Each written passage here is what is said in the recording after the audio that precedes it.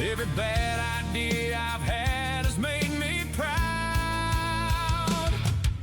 Jet guy, RC planes. Come on, baby, go! Living life wide open. Too much fuss and not enough sense. But My buddy, first roll, we my keep first one ever. rolling. Okay, so I have the model properly secured. I strongly recommend you check for spark before you install it in the plane. We're gonna run it up, tune it, and get it ready for the maiden flight.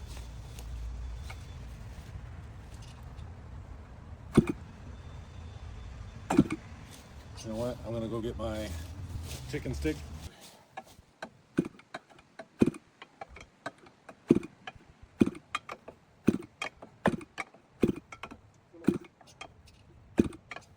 Okay, helps turn on.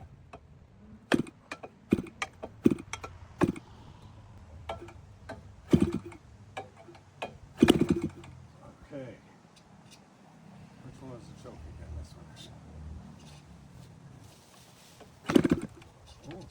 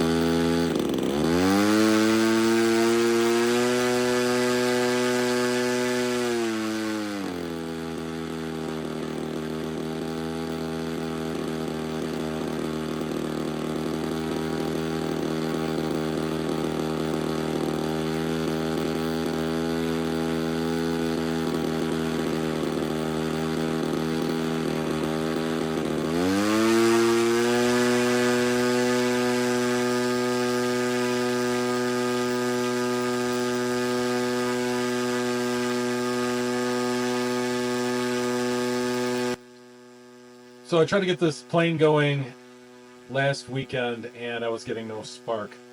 So like I said in the beginning of the video, you know, when you install the motor, before you do that, you want to make sure you're getting spark.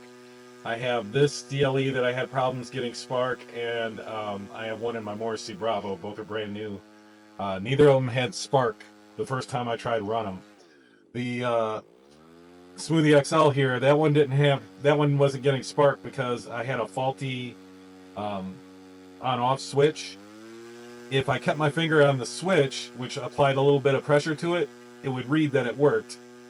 And if I took my finger off it, it would short out. And when I tested it, it was reading good, so I couldn't figure out what was going on. So I messed around with it a bunch today, and I figured out that it was the switch. I had adjusted the crankshaft sensor distance to, I think I'm just under 20 thousandths of an inch. I adjusted the spark plug gap to, I think, 20 thousandths. No, 16 thou, I think. I can't remember now. And I just went through a bunch of stuff. I was messing with all the connections and everything, trying to figure out why I wasn't getting spark. And I found that the switch was bad, replaced the switch, and everything's fine now. So that's a relief. A bit of a pain in the butt, but still, it's running now and it's good to go. So once you get the motor fired up, you're supposed to let it warm up for a couple minutes. Then you take it up, take it up to high idle and adjust the high idle screw till you get the peak RPM that you're going to get, and then back it off a quarter, or richen it up a quarter, or turn it counterclockwise a quarter. I'm sorry, an eighth. That was all. Turn it back an eighth to richen it up a little bit, and that one's good. Then you go back and you set your low idle, so when you transition, if it hesitates or if it quits altogether, you got to make adjustments. And when you make adjustments to either needle, make them in like eighth turn increments, and then let it run for a second, and then test it, and then adjust it in an 1/8 inch increment, and then let it settle, throttle up, throttle down, test it again, and keep going that way. Don't make large adjustments all at once, just little, and get it dialed in. And when you get the high end dialed in, go back to the low end and check that. Get the low end running right, go back up, check the high end. Do that a few times to make sure you get everything adjusted properly, and then you should be good to go. So that's what I did here.